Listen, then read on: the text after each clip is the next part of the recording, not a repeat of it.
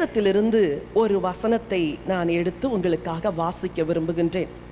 ரூத்தின் புஸ்தகம் 4ஆம் அதிகாரத்திற்கு உங்கள் வேதத்தை திருப்பிக் கொள்ளுங்கள். 11வது வசனம் 12வது வசனத்தை நாம் வாசிக்கலாம். அப்பொழுது ஒலிமுக வாசலில் இருக்கிற சகல ஜனங்களும் மூப்பரானவர்களும் அவனை நோக்கி, நாங்கள் சாட்சிதான். உன் வீட்டிலே வருகிற மனைவியை கர்த்தர் இஸ்ரவேல் வீட்டை கட்டுவித்த 2 பேராகிய ராகேலைப் போலவும் லேயாளைப் போலவும் வாழ்ந்திருக்க செய்வாராக. நீ எப்பிராத்தாவிலே பாக்கியவானாயிருந்து பெத்லகேமிலே புகழ் பெற்றிருக்க கடவாய்.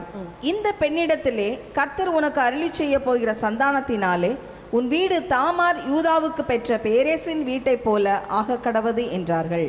இந்த வசனத்தை கவனிச்சிங்களா? நல்லா, ரூத்தின் புஸ்தகம் நியாயாதிபதிகளின் காலத்தில் நடந்த ஒரு சரித்திரத்தை சொல்லுகிற புஸ்தகம். ரூத் என்ற ஒரு மோவாபிய பெண்ணின் வாழ்க்கை எப்படி ஆண்டவரால் ஆசீர்வாதமாயிற்று, அவள் எப்படி ஆசீர்வாதமாய் மாறினாள் என்பதை சொல்லுகிற புத்தகம். இதிலிருந்து நாம் பல செய்திகளை கேட்டிருக்கக்கூடும். ஆனாலும் இன்றைக்கு உங்களோடு கூட பகிர்ந்து கொள்ளும்படி ரொம்ப திட்டமும் தெளிவுமாய் தேவன் எனக்கு கொடுத்த வசனம் தான் இது. அப்பொழுது ஒலிமுக வாசலில் இருக்கிற சகல ஜனங்களும் மூப்பரானவர்களும் அவனை நோக்கி, நாங்கள் சாட்சிதான்.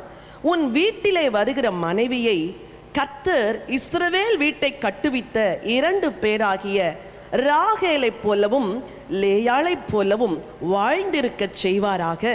நீ எப்பிராத்தாவிலே பாக்கியவனாயிருந்து பெத்லகேமிலே புகழ் பெற்றிருக்க கடவாய் என்று சொல்லி வாழ்த்துகிறார்கள். ரூத் ஒரு மோவாபிய பெண். நியாயப்படி அவள் இஸ்ரவேலில் வந்து ஒரு மனைவியாவதற்கு எந்த ஒரு வாய்ப்புமே இல்லாத ஒரு சூழ்நிலையில் அந்த குடும்பத்திலே தேவன் கிரியை செய்து பெத்லகேமிலிருந்து அவர்களை மோவாபிற்கு அழைத்து செல்லுகிறார். அங்கு போய் அந்த குடும்பத்தில் ஒரு ஆண் மகன் ரூத்தை திருமணம் செய்யும்படியும், அதன் பிறகு அந்த ஆண் பிள்ளைகள் எல்லாரும் மரித்த பின்பு ரூத்தும் அவளுடைய மாமியும் பெத்லகேமுக்கு திரும்பி வர வைத்து அவளுடைய வாழ்க்கையை தேவன் கட்டுகின்றார். அவளுடைய கஷ்டமான பல காரியங்கள் நமக்கு தெரியும். ஆனால் அவளுக்கு திருமணம் ஆகும் பொழுது மூப்பர்கள் சொன்ன ஆசீர்வாதமான ஒரு வார்த்தை இன்றைக்கு உங்கள் ஒவ்வொருவருக்கும் தேவன் கொடுக்கின்ற ஆசீர்வாதமான வார்த்தை. உன் வீடு தாமார் யூதாவுக்கு பெற்ற பேரேசின் வீட்டை போல ஆக கடவது என்று சொல்லி ஆசீர்வதிக்கிறார்கள். உனக்கு வருகிற மனைவி ஆசீர்வதிக்கப்பட்டவள், அவள் கட்டுகிற குடும்பம் ஆசீர்வதிக்கப்பட்டது என்று சொல்லிவிட்டு 2 பேரை உதாரணமாய் சொல்லுகிறார்கள். லேயாள், ராகேல் என்ற 2 பேரை உதாரணமாய் சொல்லுகிறார்கள். நான் யோசித்தேன், ஏன் ஒரு வீட்டை கட்டுவதற்கு ஆபிரகாமின் மனைவியாகிய சாராளை சொல்லவில்லை, ஈசாக்கின் மனைவியை சொல்லவில்லையே, யாக்கோபின் மனைவியை ஏன் சொல்லுகிறார்கள் என்றால், ஆபிரகாமுக்கு வாக்குத்தத்தத்தின்படி பிறந்த ஒரு மகன், ஈசாக்குக்கு வாக்குத்தத்தத்தின்படி 2 பிள்ளைகள் பிறந்தார்கள். ஒருவன் தான் கர்த்தருடைய ஆசீர்வாதத்துக்குள் நிலைத்திருந்தார், மற்றவர் அவருடைய வம்சம் வேறு வழியிலே திரும்பி போய்விட்டது. யாக்கோபுக்கு பிறந்த 12 பிள்ளைகளும் ஆண்டவரால் ஆசீர்வதிக்கப்பட்டார்கள். ஹல்லேலூயா! அவருடைய சந்ததி நிலைத்திருக்கிறது, நினைவு கூறப்படுகிறது. அப்படி என்றால் அந்த குடும்பத்தை யாக்கோபுக்கு கொடுத்த ஆசீர்வாதம் அப்படின்னு சொல்லல, யாக்கோபுடைய மனைவியாகிய லேயாள், ராகேல் என்று 2 பெண்களை குறித்து வேதம் அழகாய் சொல்லுகிறது. இந்த பெண்கள் என்ன செய்தார்கள்? நான் வேதத்திலே தேடி பார்த்தேன். இவங்க 2 பேரும் என்னதான் செஞ்சாங்க அப்படின்னா, இவர்கள் இஸ்ரவேலின் வீட்டை கட்டுவித்தார்களாம். ஹல்லேலூயா! என் அன்பு சகோதரிகளே, உலகத்திலே நமக்கு பல ஆவிக்குரிய தாகம் இருக்கும். தேவனுக்காய் பயன்பட வேண்டும், தேவனுக்காய் பிரகாசிக்க வேண்டும், வல்லமை வரங்கள் வெளிப்பட வேண்டும், நல்லா மணிக்கணக்கா ஜெபிக்க வேண்டும், நன்றாக வேதத்தை வாசிக்க வேண்டும் என்று பல தாகங்கள் இருக்கலாம். ஆனால் ஆண்டவரை ஏற்றுக்கொண்ட ஒவ்வொரு பெண்ணுக்கும் கர்த்தர் முதலாவது என்ன ஊழியத்தை வச்சிருக்கிறார் தெரியுமா? உங்க வீட்டை கட்டுகிற ஒரு ஊழியம். ஹல்லேலூயா! உங்கள் வீடு கட்டப்பட வேண்டும். ஏன் பெண்ணுக்கு அந்த கிருபையை ஆண்டவர் கொடுத்திருக்கிறார் என்றால், இந்த பெண் தான் பொறுமையோடும் சகிப்போடும் பிள்ளையை எத்தனை மாதம் சுமக்கிறார்கள்? 10 மாதங்கள் சுமக்கிறார்கள். ஆணுக்கு ஆண்டவர் என்ன வேலையை வைத்தார் என்றால், தோட்டத்தை பண்படுத்துகிற வேலையை வைத்தார். பெண்ணுக்கு என்ன வேலையை வைத்தார் என்றால் குடும்பத்தை கட்டுகிற வேலையை வைத்தார். ஹல்லேலூயா. இதுல மாற்றமே இல்லை. ஒருவேளை நம்முடைய சமுதாயத்திலே இந்த நாட்களிலே பெண்கள் சூழ்நிலை நிமித்தம் வெளியே போய் வேலை செய்ய வேண்டியது இருக்கிறது. ஆனாலும் தேவனுடைய தெய்வீக திட்டம், நீங்கள் ஒரு லேயாளை போலவும் ஒரு ராகேலை போலவும் உங்கள் குடும்பத்தை கட்ட வேண்டும் என்பதுதான் ஆண்டவருடைய சித்தம். முழு உலகத்திலும் இன்றைக்கு பல பட்டணங்களுக்கும் பல தேசங்களுக்கும் நாங்கள் கடந்து செல்கிறோம். சத்துருவாகிய பிசாசு யாரை லக்காக வைத்து தாக்குகிறான் என்றால் கிறிஸ்தவ குடும்பத்தை தான். உங்களில் எத்தனை பேர் அதை அறிந்திருக்கிறீர்களோ எங்களுக்கு தெரியவில்லை. வெளியே அழகான கூடாரம் இருக்கிறது, வெளியே அழகான வீடு இருக்கிறது, ஆனால் உள்ளே வாழ்க்கை இடிக்கப்பட்டு கிடக்கிறது, உள்ளே கூடாரம் தகர்க்கப்பட்டு கிடக்கிறது. வெளியே அழகா இருக்கிறார்கள், உள்ளே சந்தோஷம் இல்லை. வெளியே அலங்காரமா இருக்கிறது வீடு, உள்ளே மகிழ்ச்சி இல்லை, உள்ளே ஆனந்தம் இல்லை, உள்ளே ஐக்கியம் இல்லை, உள்ளே ஜெபம் இல்லை, தேவனை தேடுகிற தேற்றம் இல்லை. இப்படித்தான் இன்றைக்கு கிறிஸ்தவ குடும்பங்கள் பிசாசினால் லக்கு வைத்து தாக்கப்படுகிறது. உங்கள் குடும்பத்திலே நடக்கிற பல காரியங்களுக்கு பின்னாக ஒரு சத்துருவின் கிரியை இருக்கிறது என்பதை நீங்கள் அறிந்து கொள்ள வேண்டும். நீங்கள் நினைக்கக்கூடாது, யாராவது ஒருவரிடத்தில் போய் நாம் ஜெபம் செய்யலாம், ஒரு தீர்க்கதரிசியின் இடத்துல போய் மன்றாடலாம், நம்முடைய குடும்பத்திற்கு அவர்கள் விடுதலையை வாங்கி தருவார்கள் என்று. இல்லை என் அன்பு சகோதரிகளே, இடிக்கப்படவிருக்கிற உங்கள் குடும்பத்தை நீங்கள் தான் கட்ட வேண்டும். அந்த ஊழியத்தை ஆண்டவர் உங்கள் கையில் தான் கொடுத்திருக்கிறார். என் அன்பு வாலிப பிள்ளைகளே, ஒருவேளை நீங்கள் யோசிக்கலாம், நான் ஒரு வாலிப மகளா இருக்கிறேனே, நான் என்ன செய்ய வேண்டும் என்றால் உங்களுக்கும் அதுதான். நீங்கள் வாலிப பெண்ணா இருந்தாலும் உங்களை கொண்டு உங்கள் குடும்பத்தை கட்ட தேவன் சித்தமுடையவராக இருக்கிறார். ஹல்லேலூயா. நாங்கள் சாட்சிதான். உன் வீட்டிலே வருகிற மனைவியை கர்த்தர் இஸ்ரவேல் வீட்டை கட்டுவித்த 2 பேராகிய ராகேலை போலவும் லேயாளை போலவும் வாழ்ந்திருக்க செய்வாராக. சொல்லுங்க, கர்த்தர் என் வீட்டை நான் கட்டவும் நான் வாழ்ந்திருக்கவும் சித்தமுடையவராயிருக்கிறார். 2 வேலை உங்களுக்கு கொடுத்துருக்கிறார். 1, நீங்க வீட்டை கட்டணும். 2வது, உங்களை அவர் வாழ வைப்பார். ஹல்லேலூயா. கட்டுற வேலையை நீங்க செஞ்சீங்கன்னா வாழ வைக்கிற வேலையை அவர் செய்வார். கட்டுகிற பணி நீங்க கையில் எடுத்தீங்கன்னா உங்களை வாழ வைக்கிறது தேவனுடைய பணி. நான் இந்த வசனங்களை தியானித்த பொழுது, ஒரு பெண் எதை கட்ட வேண்டும், எப்படி கட்ட வேண்டும், எப்படியெல்லாம் கட்ட வேண்டும் என்று நான் உட்கார்ந்து தியானித்தேன். ஒரு நாளெல்லாம் உட்கார்ந்து இந்த வேத வசனத்தை நான் வாசித்து வாசித்து வாசித்து, ஆண்டவரே எதை சொல்ல வேண்டும் உம்முடைய பிள்ளைகளுக்கு, அவர்களுக்கு எது தேவை, எது இன்றைய நாளில் அவர்களுக்கு அத்தியாவசியமான தேவை நீர் எனக்கு சொல்ல வேண்டும் என்று சொன்ன பொழுது, நீங்கள் கட்ட வேண்டிய 4 காரியங்களை குறித்து கர்த்தர் என்னோடு கூட பேசினார். 1, நீங்கள் உங்கள் சொந்த வாழ்வை கட்ட வேண்டும். You have to build yourself. உங்களையே நீங்க கட்டணும். ஒரு பெண் தைரியமாக இருந்தால் குடும்பமே தைரியமாக இருக்கிறது. ஒரு பெண் சந்தோஷமாக இருந்தால் குடும்பமே சந்தோஷமாக இருக்கிறது. ஒரு தாய் விசுவாசத்தோடு கூட இருந்தால் குடும்பமே விசுவாச குடும்பமாய் மாறிவிடுகிறது. ஒரு தாய் ஜெபிக்கிறவளா இருந்தால், ஒரு பெண் ஜெபிக்கிறவளா இருந்தால் அந்த வீடே ஜெப பிரசனத்தினால் நிரம்புகிறது. அப்படி என்றால் நீங்கள் எப்படி இருக்கிறீர்களோ உங்கள் குடும்பமும் அப்படித்தான் இருக்கும். கொஞ்சம் பக்கத்தில் பார்த்து சொல்லுங்க, நீங்க எப்படி இருக்கிறீங்களோ உங்க குடும்பம் அப்படித்தான் இருக்கும். சொல்லுங்க. சிலருக்கு வருத்தமாக இருக்குது இதை கேட்கும்போது. இல்லை, அற்புதம் நடக்கும், அடையாளம் நடக்கும், இன்னைக்கு அக்கினி இறங்கி வரும்னா இன்னைக்கு ரொம்ப சந்தோஷமாயிரும். ஆனால் நீ எப்படி இருக்கிறியோ உன் வீடு அப்படித்தான் இருக்குன்னா கொஞ்சம் வருத்தமாக தான் இருக்குது. அப்போ நம்ம என்ன செய்யணும், நம்மளை மாற்றிக்க போகிறோம். கர்த்தர் நம்மை நம் வீட்டை கட்டுகிறவர்களாய் மாற்றப் போகிறார். ஹல்லேலூயா. இந்த லேயாளும் ராகேலும் எப்படி தன்னை கட்டினார்கள் என்று நான் வாசித்த பொழுது, சற்று வேதத்தின் பல பகுதிகளை வாசித்த பொழுது சில காரியங்களை நான் அறிந்து கொண்டேன். யாக்கோபு முதலில் யாரை நேசித்தார் சொல்லுங்க? ராகேல். ஏன்னா ராகேல் ரொம்ப அழகுள்ளவள். இல்லை, அழகுள்ளவளை எல்லாரும் நேசிப்பது இயற்கை. ராகேலை நேசித்தார். ஆனால் யார் மனைவியாக கொடுக்கப்பட்டது? லேயாள். யாக்கோபுக்கு முதல் நாளே டிசப்பாயின்மெண்ட் லைஃப்ல. இல்லை, ஏன்னா அப்பா தெரிஞ்சு கொடுக்கல, தெரியாது கொடுத்துட்டார். இப்போலாம் லைட்டு அது இதெல்லாம் இருக்குது. அந்த நாட்கள் எல்லாம் முக்காட்டெல்லாம் மூடி போட்டு இவள் லேயாள்னே தெரியாமல என்ன செஞ்சுட்டாங்க, ரொம்ப யோசித்தேன், லாபான் எவ்வளோ ஒரு தந்திரவாதியா இருந்தா, பொண்ணு ஒரு பொண்ணை அவன் நேசிக்க இன்னொரு பொண்ணை மணவர வரைக்கும் கொண்டு போய் கல்யாணத்தை வரைக்கும் நடத்திட்டு அதிகாலையில் அவளை பார்க்கும் பொழுது அவள் தான் லேயாள், அவள் ராகேல் அல்ல என்ற உடனே பெரிய டிசப்பாயின்மெண்ட். போய் மாமனாட்ட நிச்சயம் சண்டை போட்டுருப்பாரு, ஏப்பா நான் கேட்ட பொண்ணு ஒன்று, நீர் எனக்கு கொடுத்த பொண்ணு வேற உடனே அவர் சில கண்டிஷன்லாம் போடுறார். கவலைப்படாத, மூத்தவள் இருக்க இளையவளை கொடுப்பது இங்கே வழக்கம் அல்ல, அதனால கொஞ்சம் வெயிட் பண்ணு, அடுத்த மகளையும் தாரேன் அப்படிங்கிறார். யாக்கோபுக்கும் டிசப்பாயின்மெண்ட்டு, லேயாளுக்கு ஹை டென்ஷன், ராகேலுக்கு டிப்ரெஷன். குடும்பம் இப்படித்தான் ஆரம்பிக்குது இல்லை? அந்த குடும்பம் இங்கே ஆசீர்வாதமாக வீட்டை கட்டினாங்கன்னு சொல்லுது, ஆனால் ஆரம்பமே எப்படி ஆரம்பிக்குது? டிசப்பாயின்மெண்ட்டில் ஆரம்பிக்குது, டிப்ரெஷனில் ஆரம்பிக்குது, டென்ஷனில் ஆரம்பிக்குது. இப்படிப்பட்ட ஒரு குடும்பத்தை தான் மூப்பர்கள் முன்னுதாரணமாக வச்சு லேயாளை போலவும் ராகேலை போலவும் ஆசீர்வதிப்பாராக அப்படின்னு சொல்கிறார். நீங்கள் நினைக்கிற மாதிரி நம்முடைய குடும்பங்களிலே பலத்த கிரியைகள் பல நடக்காது இருக்கலாம், அற்புத அடையாளங்கள் நடக்காது இருக்கலாம், நீங்கள் எதிர்பார்த்தது நடக்காது இருக்கலாம், ஆனால் உங்களாலே எல்லாவற்றையும் மாற்ற முடியும். ஹalleluya. You can change your whole family. உங்க முழு குடும்பத்தையும் மாற்றக்கூடிய ஒரு கிருபையை ஆண்டவர் உங்க கையில் வச்சிருக்கிறார். இந்த பெண்களுக்கு திருமணம் ஆயிற்று, ஒருத்திக்கு கூச்ச பார்வை.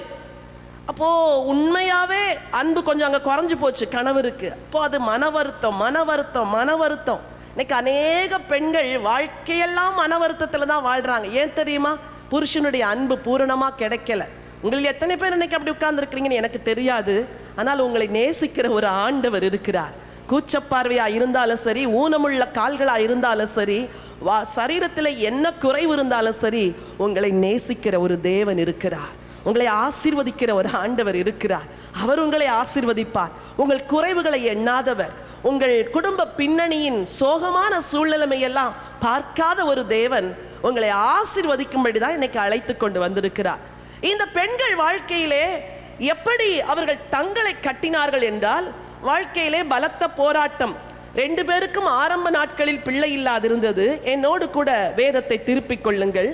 ஆதியாகமம் 29ஆம் அதிகாரம் 32வது வசனத்தை வாசியுங்கள். யாக்கோபு ராகேலையும் சேர்ந்தான், லேயாளை பார்க்கிலும் ராகேலை அவன் அதிகமாய் நேசித்து. லேயாளை பார்க்கிலும் ராகேலை அதிகமாய் நேசித்து.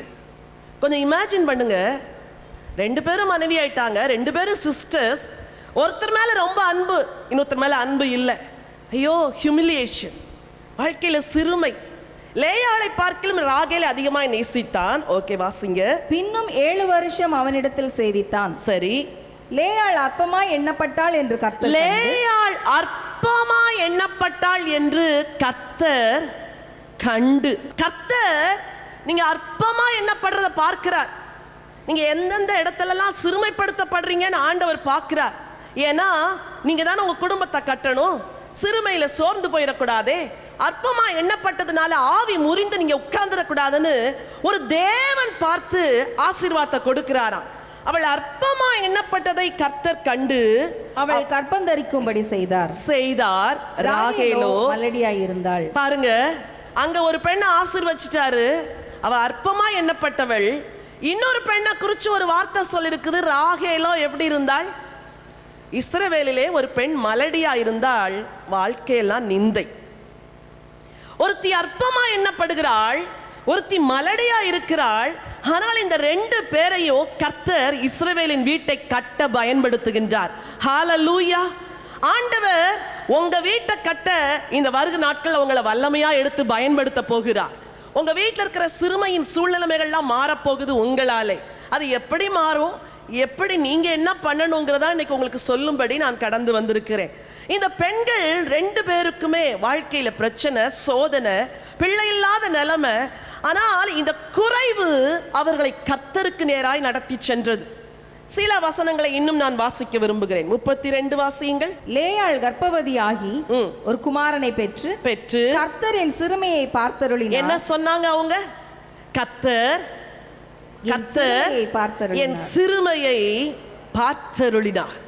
ஒரு கர்த்தர் இருக்கிறாரு, அவர் உங்க சிறுமையை பார்ப்பார்.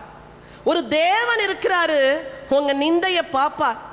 தான் சிறுமைப்படுத்தப்படும் பொழுது, தான் அற்பமா எண்ணப்படும் பொழுது அவளுடைய கண்கள் யார் மேல இருந்துச்சுமா தெரியுமா? ஆண்டவர் மேல. ஆபிரகாமுக்கு பிள்ளை இல்லாது இருந்தது. மனைவியாகிய சாராள், ஒரு பெண்ணு சும்மா இருந்தா, அவளை கூப்பிட்டு நீர் என் புருஷனோடு சேரும்னு சொல்லி சேர்த்து விட்டுட்டு பிள்ளை உருவான உடனே வீட்டை விட்டு என்ன செஞ்சிட்டாங்க? துரத்திட்டாங்க. அது வேற ஹிஸ்டரி, அதை பேசுறதுக்கு இப்போ வரல. ஆனால் இந்த பெண் வனாந்தரத்தில் அலைந்து திரியும் பொழுது ஒரு தேவனை நோக்கி சத்தமிட்டு கூப்பிட்டாளா. அவளுக்கு பதில் வந்தது, ஆகாரே ஆகாரே என்று அவளை அழைத்த ஒரு சத்தத்தை கேட்டாள். உன் கண்ணீரை நான் கண்டேன் என்று சொன்னார். அவள் சொன்னாள், நீர் என்னை காண்கிற தேவன். இந்த தேவனுடைய பிள்ளைகளின் வாழ்வில் இருந்து நாம் என்ன கற்றுக்கொள்கிறோம் என்றால், உங்களுக்கும் ஆண்டவருக்கும் இருக்கிற உறவு இருக்கிறது பாருங்கள். இந்த உறவு தான் உங்கள் வீட்டை கட்ட உங்களை பலசாலிகளாய் மாற்றுகிறது. ஹல்லேலூயா. உங்களை வீட்டை கட்டுவதற்கு ஒரே ஒரு ரகசியத்தை சொல்றேன், ஒரே ஒரு ரகசியத்தை கத்துத்தாரேன்.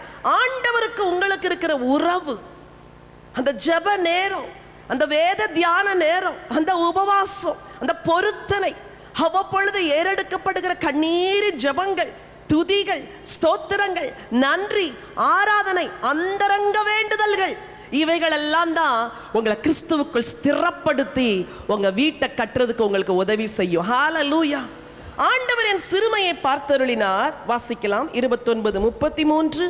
மறுபடியும் அவள் கர்ப்பவதியாகி ஒரு குமாரனை பெற்று, நான் அற்பமா எண்ணப்பட்டதை கர்த்தர் கேட்டருளினார். நான் அற்பமா எண்ணப்பட்டதை கர்த்தர் கேட்டருளினார் அப்படின்னா என்ன அர்த்தம்? அவங்க என்ன அற்பமா நினைச்சதையும் கேட்டாரு, என் ஜெபத்தையும் கேட்டாரு. அவங்க அற்பமா நினைச்சப்போ நான் அந்த ரங்கத்தில் போய் அழுதேன், அந்த ஜெபத்தை ஆண்டவர் கேட்டார். இன்னைக்கு உங்க குடும்பம் அற்பமான ஒரு குடும்பமா இருக்கலாம், உங்க குடும்பத்தில் இருக்கிற சூழ்நிலைமை வித்தியாசமா இருக்கலாம். ஒன்னே ஒன்று சொல்லித்தாரேன், கர்த்தரை பிடிச்சுக்கோங்க, கர்த்தரை உறுதியா பிடிச்சுக்கோங்க. நீங்க கேட்கலாம், சகோதரி ஜெயராணி நீங்க இவ்வளோ தைரியமா ஏன் சொல்றீங்கன்னா, உங்களைப் போல பாதைகளில் நானும் கடந்து வந்ததினால் என் தேவனை பிடித்து கொண்டேன். என் தேவன் என் குடும்பத்தை கட்ட என்னை உதவி செய்தார். ஹல்லேலூயா. குடும்பத்தையும் கட்ட வைத்தார், ஊழியத்தையும் கட்ட வைத்தார், மற்றவர்களுடைய வாழ்க்கையும் கட்ட வைத்தார். எல்லாரையும் கட்டுவதற்கு ஆண்டவர் ஒரு சாதாரண பாத்திரமாகிய என்னை பயன்படுத்துவார் என்றால் உங்களை பயன்படுத்த மாட்டாரா? உங்கள் வீடு கட்டப்படும், உங்கள் வீடு நிச்சயமாய் கட்டப்படும்.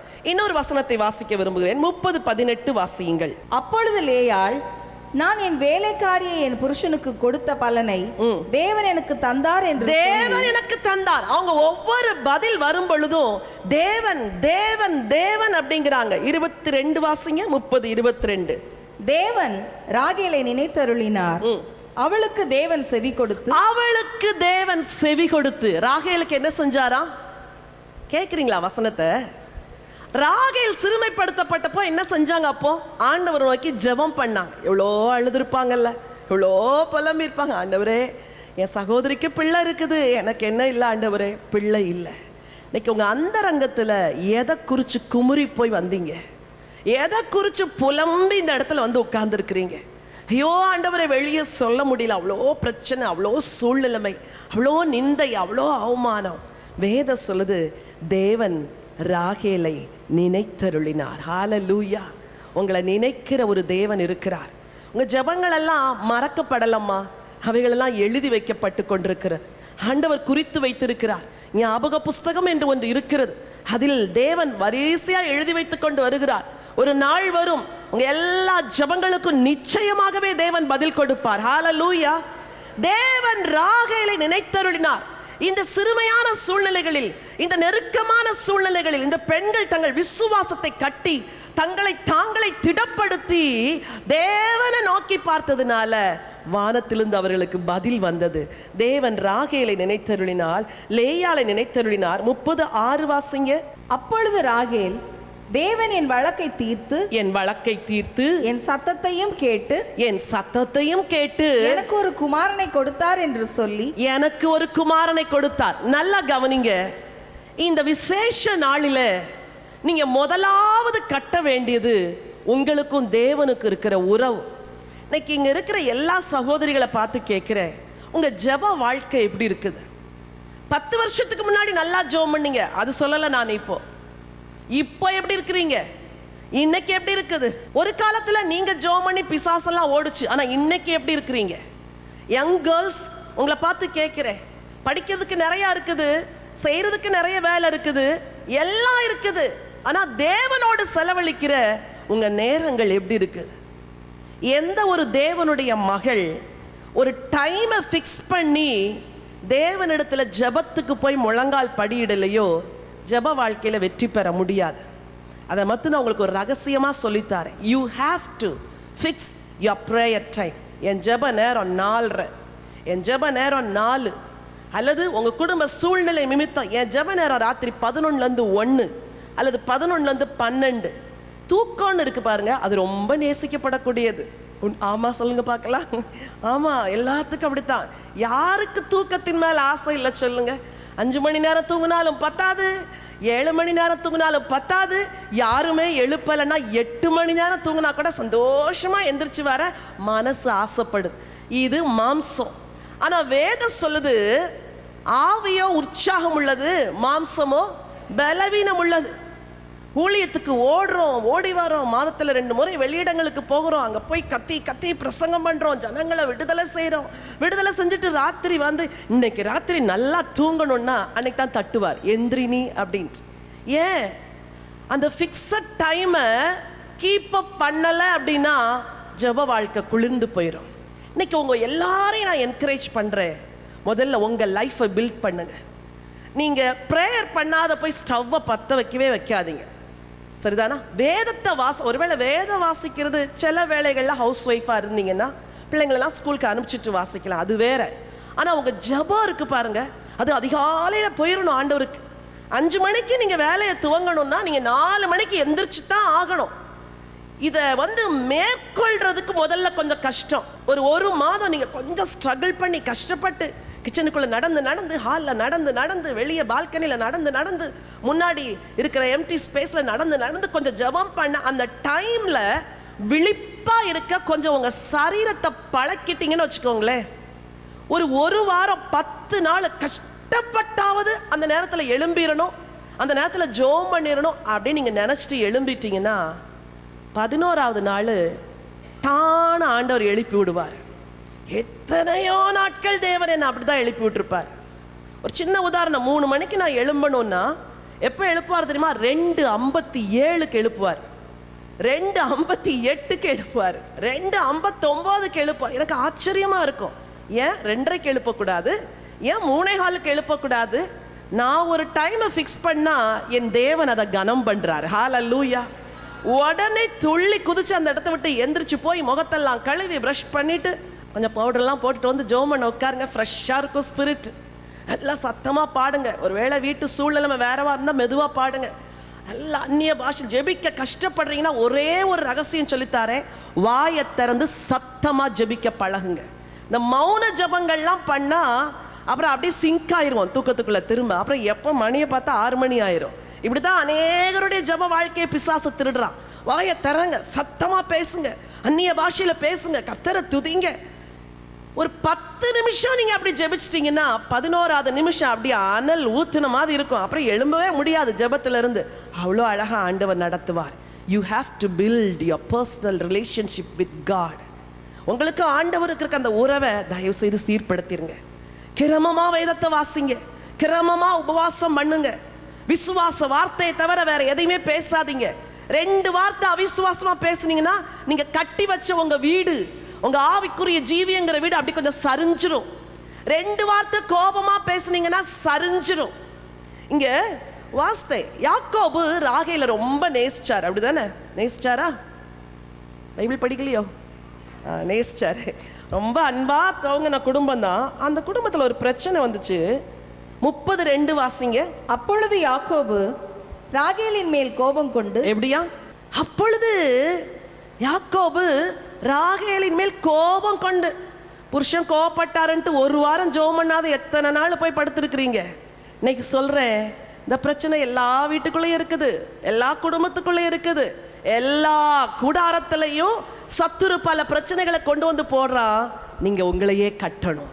வாயை திறந்து சொல்லுங்க, நான் என்ன முதல்ல கட்டணும்? சத்தமா சொல்லுங்க, நான் என்ன முதல்ல கட்டணும்? வாலிப மகளே, இந்த உலகம் பொல்லாத உலகம். ஆசை காட்டி உன்னை இழுக்கும், அன்பு காட்டி உன்னை வழுவ வைக்கும். பார்க்குற இடமெல்லாம் கவர்ச்சி, கண்கள் பார்க்குறதெல்லாம் கவர்ச்சி. வாட்ஸ்அப், ஃபேஸ்புக், என்னெல்லாமோ இருக்குது உன் நேரத்தை திருட. ஆனால் ஒன்று, நீ ஒன்றை முதல்ல கட்டணும். லேயாளை போல, ராகேலை போல நீ ஓ விசுவாச வாழ்க்கையை கட்டணும். ஒரு வாரம் முடியும் பொழுது உட்கார்ந்து, இந்த வாரம்லாம் ஒழுங்காக ஜோம் பண்ணமா, இந்த வாரம்லாம் ஒழுங்காக பைபிள் வாசித்தமா, இந்த வாரம் எதில் மனம் திரும்பணும், கர்த்தர் நம்மளை எதில் உணர்த்தினாரு, எங்கே மாறணும், நம்ம இன்னும் எதில் மாறணும் அப்படின்னு கொஞ்சம் லைஃப்பை செக் பண்ணணும். ஒரு வாரத்தின் கடைசி நாளில் ஒரு சனிக்கிழமை அன்று உபவாசம் இருந்து, ஆண்டவரே நான் எதில் மாறணும், நான் போன வாரம் அப்படி கோவப்பட்டிருக்க கூடாது ஆண்டவரே, போன வாரம் நான் இதை செஞ்சிருக்க கூடாது ஆண்டவரே, போன வாரம் இப்படி பேசியிருக்க கூடாது ஆண்டவரே, நான் நிச்சயமாக நீங்கள் கொடுக்க சொன்னதை கொடுத்துருக்கணும் ஆண்டவரே, தப்பு செஞ்சுட்டேன் ஆண்டவரே, இனிமேல் நான் செய்ய மாட்டேன் அப்படின்னு உங்களையே அலசி ஆராய்ந்து உங்கள் ஸ்பிரிச்சுவல் லைஃப்பை கட்டினீங்கன்னு வச்சுக்கோங்களேன், நீங்கள் ஆசீர்வாதமாக இருப்பீங்க. உங்கள் வீடு கட்டப்படும், உங்கள் பிள்ளைகள் கட்டப்படுவார்கள், உங்கள் வாழ்க்கை மிக ஆசீர்வாதமாக இருக்கும். இந்த 2 பெண்களும் முதலாவது தங்களை கட்டினார்கள். உங்களை கட்டுறதுக்கு இன்னொரு உபாயம் சொல்லித்தாரேன். You need a spiritual fellowship. உங்கள் கூட சேர்ந்து ஜெபிக்கிறதுக்கு ஒரு 2 பேராவது இருக்கணும். நிச்சயமாக நான் சொல்கிறேன், எந்த ஒரு கொள்ளியும் தனியாக ரொம்ப நேரம் எரியவே முடியாது. அந்த கொள்ளி 2 விறகு கூட சேர்ந்தால் அது அணைஞ்சு போன விறகாக இருந்தாலும் சரி, இதில் உள்ள அனல் அங்கே போய் அல்லது அதில் உள்ள அனல் இங்கே வந்து பற்றி எரிய ஆரம்பிச்சிடும். உங்களுக்கு ஒரு ஜெப ஐக்கியம் வேணும். 25 வருஷத்துக்கு மேலே ஊழியத்தில் இருக்கிறேன், இன்னும் எனக்கு ஒரு ப்ரேயர் ஃபெலோஷிப்பை வச்சிருக்கிறேன், எனக்குன்னு ஜெபிக்க ஒரு கூட்டத்தை வச்சிருக்கிறேன், நான் இணைந்து ஜெபிக்கிற ஒரு சின்ன கூட்டத்தை வச்சு வாரம் அதற்காக சேர்ந்து ஜெபிக்கிறோம். அது என்னை பலப்படுத்துகிறது. அவர்கள் எனக்காய் ஜெபிக்கிறார்கள், நான் அவர்களுக்காய் ஜெபிக்கிறேன். நான் சோர்ந்து போயிருந்தால் என்னை தூக்கி விடுகிறார்கள், அவர்கள் சோர்ந்து போயிருந்தால் அவர்களை நான் தூக்கி விடுகிறேன். நீங்கள் உங்களையே கட்டுறதுக்கு உங்களுக்கு ஒரு சின்ன ஐக்கியம் வேணும். உங்கள் வீட்டில் ஹவுஸ் ஒய்ஃபாக இருந்தீங்கன்னா வாரத்தில் ஒரு நாள் ஒரு 2 சிஸ்டர்ஸை கூப்பிட்டு ஒரு 2 hours ஜெபம் பண்ணி பாருங்கள்.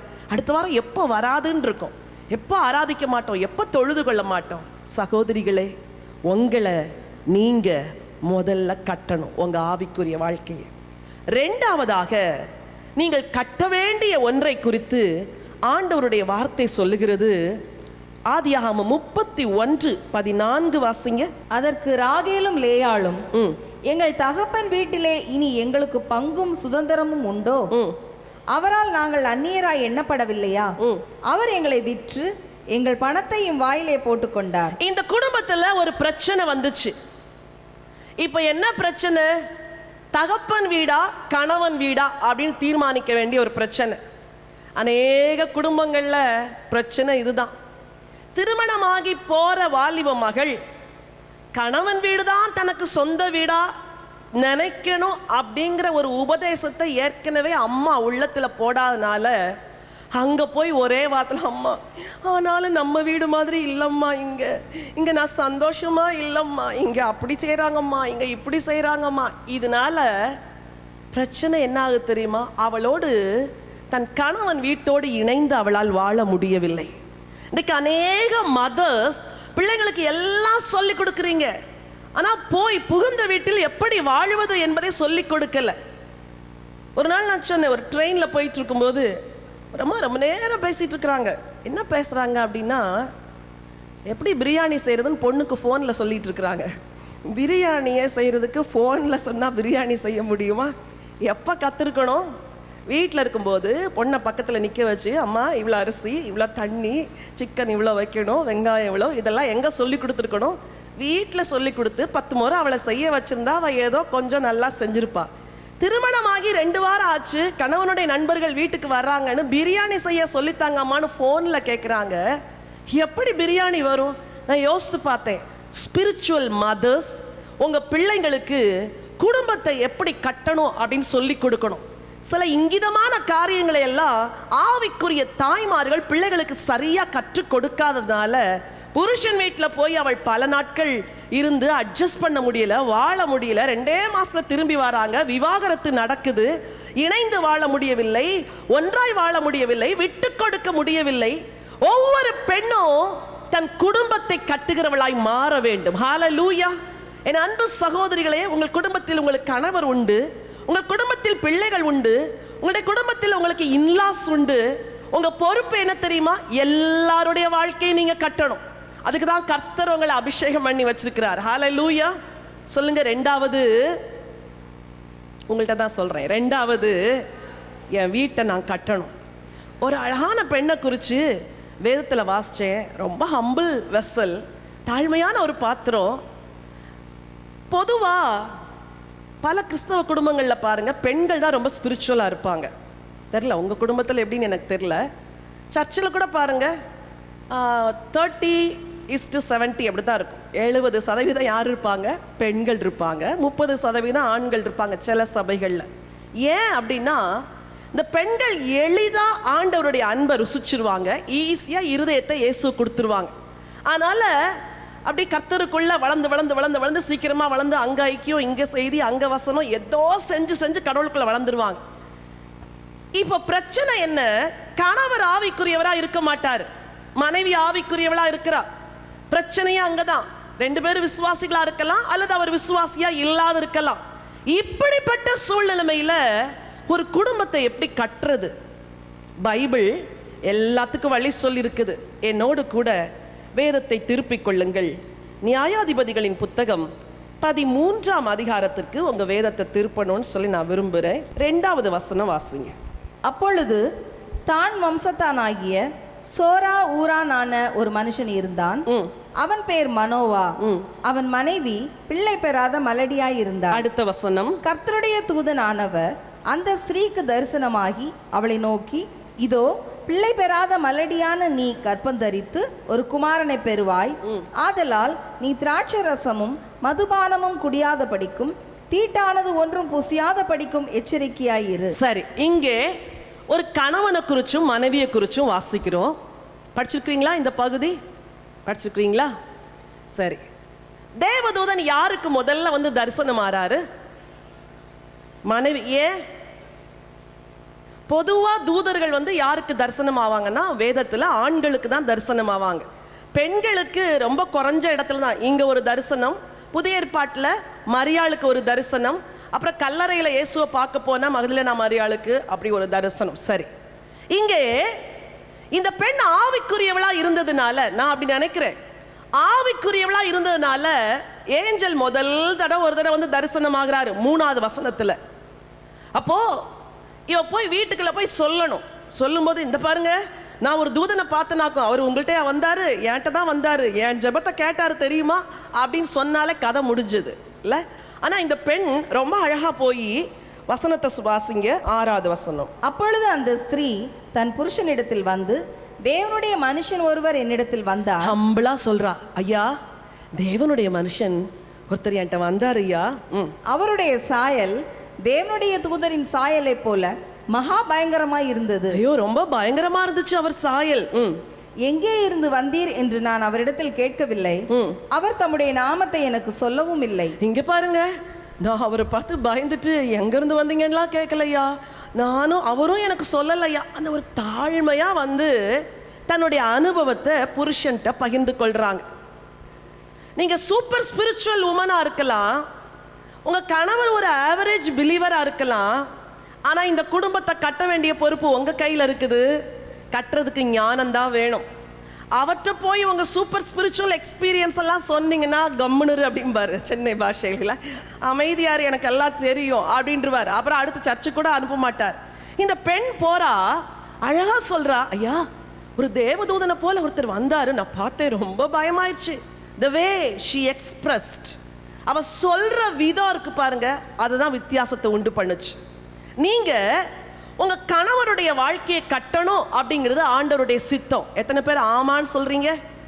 வாலிப பெண் பிள்ளைகளே, உங்களுக்கு சொல்றேன், இது ஒருவேளை இன்னைக்கு உங்களுக்கு அப்ளிகபிளா இல்லாது இருக்கலாம். உங்க எதிர்காலத்தில் உங்களுக்குன்னு தர ஒரு வாழ்க்கை துணையுடைய வாழ்க்கையை நீங்க கட்டணும்னா ஒரு ஹம்பிள் ஸ்பிரிட் இருக்கணும். பெருமையுள்ள மனைவியை ஒரு புருஷன் கூட நேசிக்க மாட்டான்.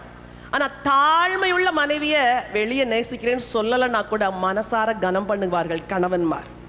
இந்த பெண்ணுக்கு தாழ்மை. அப்போ அவர் சொல்றாரு, அவர் என்கிட்ட இதெல்லாம் சொன்னாரு ஃபர்ஸ்ட் டைம். செகண்ட் டைம் 9வது வசனம் வாசிங்க. தேவன் மனோவாவின் சத்தத்துக்கு செவி கொடுத்தார். முதல் முறை இந்த பெண்ணு போய் சொன்ன உடனே அவர் அறியாத ஒரு பயம் உள்ள வந்து அவர் ஜெபம் பண்ண ஆரம்பிக்கிறார். நல்லா கவனிங்க. நீங்க எந்த விதத்துல கம்யூனிகேட் பண்றீங்களோ அந்த விதத்துல கர்த்தர் கிரியை செய்வார். விஷயத்தை இந்த அம்மா சொன்ன உடனே அவர் ஆஹா ஓஹோன்லாம் எக்ஸ்பிரஸ் பண்ணல. 8வது வசனம் சொல்லுது, அப்பொழுது மனோவா கர்த்தரை நோக்கி விண்ணப்பம் பண்ணி ஜெபம் பண்ணுங்க. என்ன நீங்க தூங்கிட்டே இருக்கிறீங்க, காலையில 7 மணி ஆகல, எந்திரிங்க பைபிள் வாசிங்க, அப்படிலாம் சொன்னாங்க. கதையெல்லாம் நடக்கவே நடக்காது. உன் வேலையை நீ பாரு, எனக்கு தெரியும் ஜெபம் பண்ணதுக்கு அப்படின்னு சொல்லுவார். தெரியல உங்க வீடுகளில் என்னென்ன நடக்குது, ஏன் இப்படிலாம் பேசுறேன்னு எனக்கு தெரியல. மனைவி சொல்ற விதம் ஒன்று இருக்குது பாருங்க, அந்த விதம் கணவனை ஆவிக்குரியவரா மாற்றுது. இந்த அம்மா தாழ்மையோட போய் சொன்னாங்க. உடனே மனோவா ஜெபம் பண்றார், விண்ணப்பம் பண்ணுகிறார். ஓகே, என் ஆண்டவரே, நீர் அனுப்பின தேவனுடைய மனுஷன். ஜெபம் பண்ண ஆரம்பிச்சுட்டு, ஐயா நீர் அனுப்பினரே தேவனுடைய மனுஷன், அவர் இன்னொருதோட வந்து பிள்ளைய எப்படி வளர்க்கணும்னு எங்களுக்கு சொல்லட்டும். ஃபர்ஸ்ட் ஸ்டெப், முதல் படி ஆவிக்குரிய மாற்றம். ஒரு மனைவியின் ஈடுபாடு, செயல்பாடு, வாலிப பெண்ணே, உன்னுடைய நடக்க உங்க வீட்டில் ஆவிக்குரிய மாற்றங்களை கொண்டு வரும். இதுக்கு ரொம்ப தியாகம் வேணும், இதுக்கு ரொம்ப தாழ்மை வேணும், இதுக்கு ரொம்ப விட்டு கொடுக்கணும். சில சமயம் நம்ம சுயத்தையே சிலுவையிலலாம் அரைஞ்சாதான் இந்த மாற்றம் வரணும். மாற்றம் வேணும்னா சுயத்தை சிலுவையில் அரைங்க, மாற்றம் வேண்டான்னா அறைய வேண்டாம். இவள் தன்னை தாழ்த்தினாள், புருஷன் ஜெபிக்க ஆரம்பிச்சிட்டார். 9வது வசனம் வாசிங்க. தேவன் மனோவாவின் சத்தத்துக்கு செவி கொடுத்தார். அந்த ஸ்திரீ வயல்வெளியில் இருக்கும்போது தேவனுடைய தூதனானவர் திரும்பவும் அவளிடத்தில் வந்தார். நல்லா கவனிங்க. இப்ப ஹஸ்பண்ட் கொஞ்சம் ஜோமன் ஆரம்பிச்சிட்டார்ல, ஆண்டவர் போய் திரும்பவும் யார்கிட்ட பேசல, கணவர்கிட்ட பேசல, திரும்பவும் யார்கிட்ட தான் வந்து பேசுறாரு, மனைவிட்ட. இவளுக்கு இன்னும் கொஞ்சம் பயம் இருக்கும். என் புருஷன் ஜோம் பண்ணாரு, இந்த ஆண்டவர் அவர்கிட்ட வந்து பேசலாம்ல, எதுக்கு திரும்ப என்கிட்ட வந்து பேசுறாரு அப்படின்னு யோசிக்கிறா. அப்பவும் போய் திரும்ப எப்படி எக்ஸ்பிரஸ் பண்றாங்க வாசிங்க. ஆகையால் அந்த ஸ்திரீ சீக்கிரமாய் ஓடி, இதோ அன்று என்னிடத்தில் வந்தவர் எனக்கு தரிசனமானார் என்று தன் புருஷனுக்கு அறிவித்தார். திரும்ப போய் சொல்றா. நிச்சயமா ஹம்பிளா தான் சொல்லிருப்பா. ஏய் நீங்க ஜெபம் பண்ணீங்க, உங்ககிட்ட வந்தாரு, என்கிட்ட தான் வந்தார், பார்த்தியா கர்த்தர் என் கூட இருக்கிறாரியா, உன் கூட எல்லாம் இல்லை, அப்படிலாம் சொல்லவே இல்லை. அழகா தாழ்மையா பேசுறாரு. அடுத்த புருஷனுக்குள்ள அடுத்த மாற்றம் எப்படி வருது பாருங்க. அடுத்த வசனத்தை வாசிங்க. அப்பொழுது மனோவா எழுந்திருந்து தன் மனைவியின் பின்னாலே போய், அல்லேலூயா, மனோவா எந்திரிச்சு என்ன செஞ்சுட்டாரு, அம்மா நீதான் அம்மா பக்தி உள்ளவள்ட, வரம்மா உன் பின்னாடி. இன்னைக்கு ஏன் சர்ச்சு கூப்பிட்டா வரமாட்டேங்கிறார் தெரியுமா? பிரச்சனை அங்கே கிடையாது, இங்கே தான் பிரச்சனை. அங்கே கிடையவே கிடையாது பிரச்சனை. நீங்கள் ஒழுங்காக பேசுனீங்கன்னா, ஒழுங்காக அன்பு காட்டி ஒழுங்காக மரியாதை பண்ணீங்கன்னா அவர் அப்படியே வருவார் ராஜா மாதிரி சர்ச்சுக்கு. தேவன் நடத்துவார். ஏன் புருஷன்மார் ரட்சிக்கப்படலை, அது அவங்க மேலே உள்ள பிரச்சனை கிடையாது. புத்தியுள்ள ஸ்திரீ தன் வீட்டை, திரும்ப சொல்லுங்க வசனத்துடைய அடுத்த பக்கம், தன் கைகளினால். நீங்க கட்ட போறீங்களா, இடிக்க போறீங்களா? இன்னையிலிருந்து உங்க பேச்சு, நீங்க காரியங்களை சொல்ற விதம், இதுக்கு ரொம்ப ஸ்பெஷலா ஞானத்தை கேட்கணும். ஆண்டவரே, ஒரே ஒரு பேச்சு சந்தோஷமா இருந்த குடும்பத்தை சங்கடமா மாத்திருக்குது. ஒரே ஒரு வார்த்தை மகிழ்ச்சியா இருந்த குடும்பத்தை விவாகரத்துக்கு நேரா தள்ளி இருக்குது. அப்போ ஒரு பெண் மட்டும் ஞானம் உள்ளவளா, புத்தி உள்ளவளா, கிருபை உள்ளவளா, எப்படி குடும்பத்தில் உரையாடணும், எப்படி பேசணும், இதெல்லாம் நினைச்சு நினைச்சு நினைச்சு நினைச்சு குடும்பத்தை கட்ட ஆரம்பித்தா நிச்சயமாய் அவளுடைய கணவருடைய வாழ்க்கை கட்டப்பட்டிருக்கும். நிறைய வசனங்களை பின்னாடி வாசிச்சுட்டே போறோம். பின்னாடி மனோவா வராரு, ஆண்டவருக்கு பலி செலுத்துறார். மனோவா வராரு, தேவனை படிந்து கொள்கிறார். மனோவா வராரு, வாழ்க்கையில மாற்றம் வருது. நீங்க சில வசனங்களை மத்து குறிச்சு வச்சுக்கோங்க, வீட்டில் போய் வாசிங்க. 15வது வசனத்துல தேவனுக்கு காணிக்க செலுத்துறார். 17வது வசனத்துல கர்த்தர் யாருன்னு அறிஞ்சுக்கிறார். 19-20ல கர்த்தரை தொழுது கொள்கிறார். 22-23ல இன்னும் அதிகமா ஆண்டவற்ற வராரு. 14-3ல டோட்டலா ஒரு ஃபுல் பிலீவரா மாறுகிறார். ஹல்லேலூயா. என் அன்பு சகோதரிகளே, உங்களுடைய கணவருடைய வாழ்க்கை உங்களால கட்டப்படணும். நீங்க பக்தியுள்ள பெண்ணா இருந்தா ஒவ்வொரு நாளும் உங்க புருஷனுக்காய் ஜெபிக்கணும். ஒவ்வொரு நாளும் அவருடைய ஆவிக்குரிய வாழ்க்கை, அவருடைய சரீரம், அவருடைய உணர்வுகள், அவருடைய போராட்டம், அவருடைய பிரச்சனை, அவருடைய அந்தரங்க போராட்டம், ஒருவேளை குடிக்கோ மதுவுக்கோ வேற ஏதோ ஒரு காரியத்துக்கு ஒரு பெண் விஷயத்துல சிக்கி இருந்தாருன்னா போய் சண்டை போடுறதுனால அவர் வாழ்க்கையை நீங்க கட்ட முடியாது. அந்தரங்கத்துல நில்லுங்க ஜெபத்துல. ஆண்டவரே, என் புருஷனை மாற்றும், இப்படியெல்லாம் அவருடைய வாழ்க்கையில மாற்றத்தை நான் எதிர்பார்க்கிறேன். ஒரு மனோபாவ எப்படி மாற்றுனீங்க ஒரு மனைவியை கொண்டு, அது போல என் கணவரையும் மாற்றுங்கப்பான்னு நீங்க ஜெபம் பண்ணீங்கன்னா உங்கள் கணவருடைய வாழ்க்கை கட்டப்படும். ஹல்லேலூயா. ஒரு பக்தியுள்ள தாய் தன் கணவருடைய வாழ்க்கையை கட்டுவார், தன் பிள்ளைகளுடைய வாழ்க்கையும் கட்டுவாங்க. 2 தீமோத்தேயுவின் புத்தகம் 1ஆம் அதிகாரம் 5வது வசனத்தை வாசிங்க.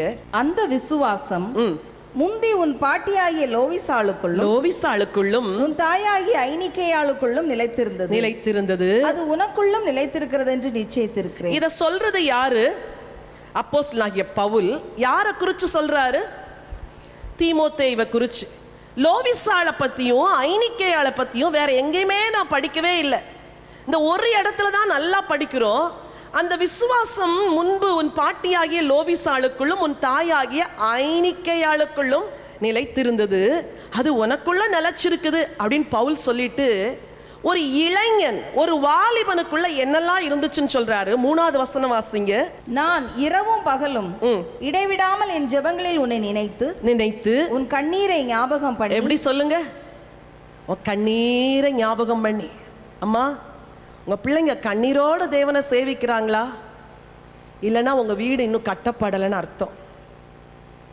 நம்ம பிள்ளைங்க இப்போ இருக்கிற தலைமுறை உலகத்தின் பலத்த கவர்ச்சினால இழுக்கப்படுகிற ஒரு தலைமுறை. உலகத்தை சுற்றி சுற்றி பாருங்க, எல்லாமே அட்ராக்டிவாக இருக்குது. இந்த பிள்ளைகள் பலனற்றவர்கள், உலகத்தின் கவர்ச்சியில் இழுக்கப்படுறாங்க. ஆனால் இங்கே ஒரு பாட்டியும் ஒரு அம்மாவும் சேர்ந்து பிள்ளை வாழ்க்கையை கட்டுறாங்க. அந்த வாலிப மகன் கண்ணீரோடு ஆண்டவரை சேவிக்கிறவரா மாறுறானா. 4வது வசனம் வாசிங்க. உன்னில் உள்ள மாயமற்ற விசுவாசம். என்ன விசுவாசம்? மாயமற்ற விசுவாசம் எப்படி வந்துச்சு? இந்த விசுவாசம் எப்படி வந்துச்சு? பாட்டியாகிய லோவிசாளுக்குள்ளும் தாயாகிய ஐனிக்கையாளுக்குள்ளும் விசுவாசம் இருந்துச்சு, பிள்ளைக்குள்ள வந்துருச்சு. ஓகே. 6வது வசனம். இது நிமித்தமாக நான் உன்மேல் என் கைகளை வைத்ததினால் உனக்கு உண்டான தேவ வரத்தை. வாலிப மகனுக்கு என்ன வருது? தேவ வரம். இன்னைக்கு நம்ம பிள்ளைங்க ப்ராஃபஸி சொல்றாங்களா? நம்ம பிள்ளைங்களுக்குள்ள கிஃப்ட் ஆப்ரேட் ஆகுதா? ஐயோ, இப்படிப்பட்ட ஆவிக்கேற்ற நிலைமை இல்லாத நம்ம பிள்ளைங்க வளர்றாங்கன்னா நீங்க உணர்ந்துக்கணும், தேவனே என் பிள்ளைங்க வாழ்க்கையை நான் இன்னும் கட்ட துவங்கலப்பா, என்னை கிருபையாய் மன்னிங்க. பிள்ளைங்க டாக்டர் ஆகணும், இன்ஜினியர்ஸ் ஆகணும், பெரிய பெரிய போஸ்ட்ல அமரணும், எல்லாத்துக்கும் உழைக்கிறோம், சேமிக்கிறோம், தியாகம் பண்றோம், கொடுக்கிறோம், இரவுல விழித்திருக்கிறோம், எல்லாம் செய்யறோம். ஆனா பிள்ளைகளுக்குள் தேவ வரங்கள் வரலைன்னா ஆதங்கப்படுறதே இல்லை. ஐயோ ஆண்டவரே, எங்க பிள்ளைங்களெல்லாம் வரங்களால நிறைஞ்சிருக்கணும், வல்லமையால நிறைஞ்சிருக்கணும். எங்க பிள்ளைங்க உங்களுக்காய் ஜொலிக்கணும் ஆண்டவர். எங்க அடுத்த தலைமுறை? ஆண்டவருக்காய் பிரகாசிக்கிற அடுத்த தலைமுறை எங்க? கண்ணீர் விட்டு பிள்ளைங்க ஜெபிக்கிறாங்களா? கர்த்தரை பயத்தோடு சேவிக்கிறாங்களா? கர்த்தருக்கு நடுங்குகிறாங்களா? இல்லைன்னா என்ன தெரியுமா, நீங்களும் நானும் நம்ம பிள்ளைங்க வாழ்க்கையை இன்னும் கட்டலைன்னு அர்த்தம். இன்னைக்கு ஒரு பெரிய பொறுப்பு தேவன் உங்களுக்கு கொடுக்குறாரு. வீடு கட்டணும், சொந்த வீடு வேணும்னு எத்தனை வருஷமா ஜெபம் பண்றீங்க. அம்மா, நீங்க சொந்த வீடே இல்லாம இந்த உலகத்தை விட்டு போயிடலாம். ஆனா உங்க பிள்ளை ஒரு ஆவிக்குரிய பிள்ளையா மாறாது இந்த உலகத்தை விட்டு நீங்க போக கூடாது. உங்க சொந்த கண்கள் பார்க்கணும். இன்னைக்கு இந்த கிறிஸ்டியன் அசம்பிளியில் இருக்கிற ஒவ்வொருக்கும் நான் சொல்றேன், உங்க பிள்ளைங்க ஆவிக்குரிய வாழ்க்கையில வளரணும்னு இன்னையிலேருந்து நீங்க முழங்கால் படியிடணும். இன்னையிலேருந்து ஜெபம் பண்ணணும். பிள்ளைங்க தூங்கும்போது ராத்திரி தலையில கை வச்சு ஜெபம் பண்ணுங்க, மனசார ஆசீர்வச்சு ஜெபம் பண்ணுங்க, கண்ணீரோடு கேளுங்க, இந்த மாற்றம் வேணும் ஆண்டவரே, தந்துதான் ஆகணும். என் பிள்ளை கர்ப்பத்தில் இருக்கும் போதே உங்களுக்கு நான் ஒப்பு கொடுத்தேன், ஆனா அவன் இப்போ உண்மை சேவிக்கல, அவள் உண்மை நேசிக்கல, மாற்றம் வேணும், மாற்றம் தந்துதான் ஆகணும். சகோதரிகளே, சூசன்னா வெஸ்லி என்ற ஒரு அருமையான அம்மையாருக்கு ஆண்டவர் ஒவ்வொரு நாளும் தன் பிள்ளைகளுக்காக மணிக்கணக்கா ஜெபம் பண்ணுவாங்களாம். எழுப்புதல் வீரர்களா ஏன் பிள்ளைங்க மாற மாட்டாங்க சொல்லுங்க? இன்னைக்கு நம்ம பிள்ளைங்க அப்படி மாற மாட்டாங்களா? நம்ம தலைமுறையில் நம்ம பிள்ளைங்க எழுப்புதல் வீரர்களா, ஜெப வீரர்களா மாற மாட்டாங்களா? கிறிஸ்தவ சமுதாயம், கிறிஸ்தவ தாய்மார்கள் சோரம் போய் கிடக்கிறதுனால தான் இன்னைக்கு எழுப்புதல் வீரர்களை நம்மளால உருவாக்க முடியல. இன்னைக்கு ஒரு தீர்மானம் பண்ணுவோம், ஆண்டவரே நான் வீடு கட்டுறனோ இல்லையோ, சொத்து வாங்குறனோ இல்லையோ, நிலம் வாங்குறனோ இல்லையோ, என் பிள்ளைகளை தேறின ஊழியர்களா உமக்கு முன்னதாக நிறுத்தணும் ஆண்டவரே. அந்த பாரத்தை எனக்கு தாங்க. என் பிள்ளைங்க வாழ்க்கையை நான் கட்டணும் ஆண்டவரே. யாக்கோபுக்கு 12 பிள்ளைங்க பிறந்தாங்க, ஒரு பெண்மகள் பிறந்தாள். பாருங்க, 12 கோத்திரமும் நினைக்கப்படுது. அந்த ஒரு பெண் தீனாள், அவ வாழ்க்கையும் குளோரியஸா இருந்திருக்கணும். ஆனா ஒரு சின்ன இடைச்சொருகள் போல அவ வாழ்க்கையில சில கஷ்டங்கள். தீனாள் எங்க போனாலாம்? தேசத்து பெண்களை அம்மா என்ன சொல்லியிருக்கணும்? அம்மா, இந்த தேசம் நல்ல தேசம் கிடையாதுப்பா, உனக்கு பாதுகாப்பு கிடையாதும்மா, நீ போகக்கூடாது, வேண்டாம் அப்படின்னு அம்மா என்ன செஞ்சுருக்கணும்? நான் அதை தான் யோசிக்கிறேன். அந்த அம்மா ஒரு பிரேக் போட்டிருக்கணும். இன்னைக்கு அநேக தாய்மார்கள் பெண் பிள்ளைகளுக்கு பிரேக் போடுறதில்ல. எப்படினாலும் ட்ரெஸ் பண்ணிக்கலாம், எப்படினாலும் போய்க்கலாம், எப்படினாலும் உடுத்திக்கலாம், எப்படினாலும் வாழ்ந்துக்கலாம், எப்படினாலும் நோ. உங்கள் பிள்ளைங்க வாழ்க்கை உங்களால் கட்டப்படணும். உங்கள் வாலிப மகள் ஆண்டவரை நேசிக்கிறவளா மாறணும். அதுக்கு இதுவரைக்கும் எஃபர்ட் எடுக்கலைன்னா கூட இன்னைக்கு ஒரு லேயாளை போல, ராகேலை போல உன் வீட்டை கட்டுறதுக்கு உன்னை கர்த்தர் ஆசீர்வாதமாக வைப்பார் என்ற வார்த்தையை வாசிச்சோமே. உங்கள் குடும்பம் உங்களால் கட்டப்படணும். ரூத்தை குறித்து இந்த ஆசீர்வாதம் சொல்லப்பட்டது. இந்த ரூத் என்ற பெண்ணுக்கு பிள்ளை இல்லை, தகப்பன் இல்லை, தாய் இல்லை, கணவன் இல்லை, மகள் இல்லை, மகன் இல்லை. ஒரே ஒருத்தருடைய வாழ்க்கையை அவ கட்டுனான். யாரு? தன்னுடைய மாமியாருடைய வாழ்க்கையை. யாராவது கட்டுவாங்களா? இது வயசானது எப்போ போய் சேரும்னு இருக்கிற போமாட்டிக்குன்னு ஜெபம் பண்ணுறவங்க எவ்வளோ பேர். ஒரு நாள் ஒரு வீதியிலே ஒரு அகோரமான ஒரு காட்சியை பார்த்தேன். ஒரு கிராமத்து புறத்தில் ஒரு வீட்டின் முன்பாக ஒரு நாற்கட்டில். அந்த கட்டிலே ஒரு வயசான ஒரு மனிதர் படுத்திருக்கிறார். எலும்பும் தோலும் தான் இருக்கிறது. அவர் படுக்கையிலேயே அவருடைய காரியங்கள் எல்லாம் ஆனதுனால அந்த வீதியில் ரோட் மேலே போட்டுட்டு ஒரு பெண் அவரை சுத்தம் செய்கிறாள். கையில் என்ன தெரியுமா இருக்கு? தொடப்பம். தொடப்பத்தை வச்சு அந்த மனுஷனுடைய முதுகில் தேய்ச்சி தண்ணி ஊற்றுறாங்க. என்னால் இதை ஜீரணிக்கவே முடியலை. நிச்சயமாய் ஒன்று அவர் கணவராக இருக்கணும், இல்லாட்டி தகப்பனாராக இருக்கணும், இல்லாட்டி மாமனாராக இருக்கணும். ஏன்னா அந்த வீட்டு வாசலில் நடக்குது. என் கண்கள் நிலைகுத்தி போயிடுச்சு. எப்படி ஆண்டவரே, he is a human being. அவர் ஒரு மனுஷன். தரையை பெருக்குவது போல துடப்பத்தை எடுத்து அந்த மனுஷனை இந்த பெண் சுத்தம் செய்கிறாளே, இது எப்படி? நல்லா தாங்கிக்கவே முடியலை. அன்பில்லாத ஒரு உலகத்தில் வாழ்ந்துட்டு இருக்கிறோம். சகோதரி, சீக்கிரத்தில் கர்த்தர் வந்துடுவார், இல்லாட்டி நம்ம சீக்கிரம் அவரை சந்திக்கணும். அதுக்கு முன்னாடி மாமியாருன்னு கசப்பை காட்டாதீங்க, மாமனாருன்னு வெறுப்பை காட்டாதீங்க. அவங்க வாழ்க்கையை கூட நீங்கள் கட்டும்போது உங்கள் வாழ்க்கை கட்டப்படும். ஹல்லேலூயா. தேவன் அதை பார்ப்பார். It's your responsibility. உங்கள் இன்லாஸ் வாழ்க்கையை கட்டுற பொறுப்பு கூட உங்கள் கையில் இருக்குது. ஒரு நாள் கூப்பிடுங்க, ஃபோன் பண்ணுங்க, அம்மா நான் உங்களுக்காக ஜோம் பண்ணுறேன்னு சொல்லுங்கள். கஷ்டத்தை விசாரிங்க. உங்கள் இன்லாஸ் அழைச்சி வா ஜோம் பண்ணலாம் அப்படின்னு கூப்பிடுங்க. ஏதோ ஒரு ஆவிக்குரிய உறவை நீங்கள் கட்டினீங்கன்னா அது உங்களுக்கே ஆசீர்வாதமாய் மாறும். ஹல்லேலூயா. அன்னைக்கு ரூத் மட்டும் தன்னுடைய மாமியின் வாழ்க்கையை கட்டலை அப்படின்னா, விட்டுட்டு அவ போயிருந்தா இன்னைக்கு அவங்க பேர் பைபிள் என்ன செஞ்சிருக்காது? எழுதியிருக்காது. உங்கள் தனிப்பட்ட வாழ்க்கையை நீங்கள் கட்டணும். உங்கள் குடும்பத்தை நீங்கள் கட்டுகிற பொறுப்பை ஆண்டவர் உங்கள் கையில் கொடுத்திருக்கிறார். மூன்றாவதாக, நீங்கள் கட்ட வேண்டிய ஒன்றை குறித்து வேதம் அழகாய் சொல்லுகிறது. நீங்கள் தேவனுடைய ராஜ்யத்தை கட்டுகிறவர்களாய் மாற வேண்டும். ஹல்லேலூயா. எல்லாரும் பெரிய பெரிய புகழ்பெற்ற சுவிசேஷங்களை போல ஊழியம் செய்ய முடியாது. நான் எப்பவுமே யோசிப்பேன், ஜீசஸ் பூமியில் வாழ்ந்த நாட்களில் எந்த தேசத்துக்கெல்லாம் போனாரு? சொல்லுங்க பார்க்கலாம். சொல்லுங்களேன் கொஞ்சம்.